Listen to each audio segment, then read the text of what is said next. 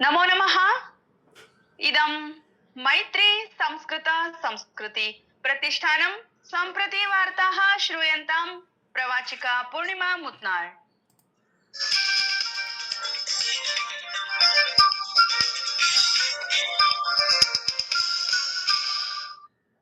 बुद्ध पूर्णिमा अवसरे ह्यः केन्द्रीय गृहमन्त्री अमित शाहः लेहनगरस्य जीवत्सला इति स्थाने तथागत बुद्ध भगवतः पवित्र अवशेषाणां प्रदर्शिन्याः उद्घाटनम् अकरोत्। अस्मदीय वार्ताहरैः सूचितं यत् 75 वर्षेभ्यः परम् एते पवित्र अवशेषाः लद्दाख क्षेत्रे प्रत्यागताः सन्ति। एषः प्रथमः अवसरः अस्ति यत् भगवतः बुद्धस्य पवित्र अवशेषाः देशस्य अभ्यन्तरे कस्यापि प्रदर्शिन्याः कृते तेषां स्थायी स्थानात् अन्यत्र आनीताः।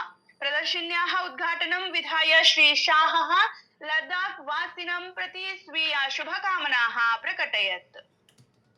गृहमन्त्रिणा उक्तं यत् भगवतः बुद्धस्य ज्ञानं तस्य 25 वर्षेभ्यः अनन्तरमपि अद्यत्वे युगे प्रासङ्गिकं वर्तते।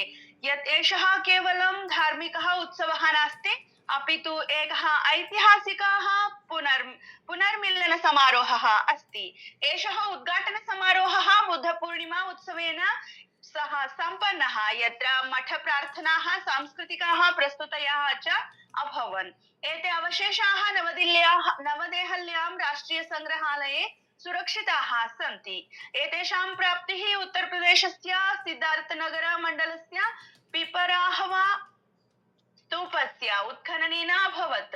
विश्वस्मिन् हि विश्वे सर्वेभ्यः बौद्ध अनुयायिभ्यः एते केवलं पुरातत्व अवशेषाः न, अपि तु श्रद्धायाः, ज्ञानप्रकाशस्य च जीवन्त प्रतीकाः सन्ति।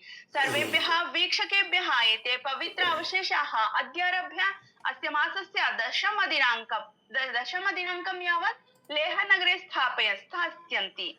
तदनन्तरं मे मासस्य 11-12 दिनाङ्कयोः झांस्कर् घाटी क्षेत्रे नेष्यन्ते। प्रदर्शिनीं समेत्य ध्यान सत्राणि, सर्वधर्म संवादाः इत्यादयः अनेके सांस्कृतिक शैक्षणिक कार्यक्रमाः अपि आयोज्यन्ते। ह्यः कृत्स्नैः देशे श्रद्धं सहर्षं च बुद्धपूर्णिमा आचर्यत। एषः दिवसः न केवलं भगवतः गौतमबुद्धस्य जन्मोत्सवः प्रतीकः अस्ति, अपि तु अस्मिन्नेव दिने सः बिहार राज्यस्य बोधगयायां महाबोधिवृक्षस्य अधः निर्वाणं प्राप्तवान्। अयं दिवसः विश्वस्य सर्वेषां बौद्धानां हिन्दूनां च कृते स्मरणीयः वर्तते।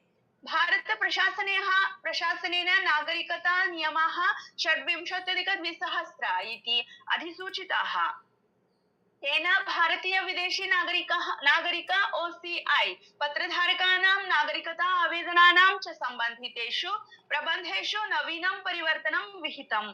गृहमन्त्रालयेन नवाधिक-2000 नागरिकता नियमेषु संशोधनं कृत्वा राजपत्राधिसूचनायाः माध्यमेन एतानि परिवर्तनानि सूचितानि।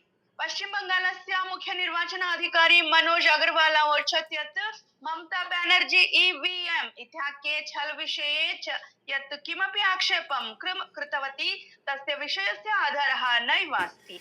सः वदति यत् मतगणना केन्द्रेषु CCTV माध्यमेन अहोरात्रम् अविरतं निरीक्षणं प्रचलति। पर्याप्तं केन्द्रीय बलं च नियुक्तम् अस्ति, अतः तत्र दोषस्य अवकाशः नैव वर्तते। ह्यः विश्वस्मिन् हि विश्वे अन्ताराष्ट्रिय श्रमिक दिवसः आचर्यत।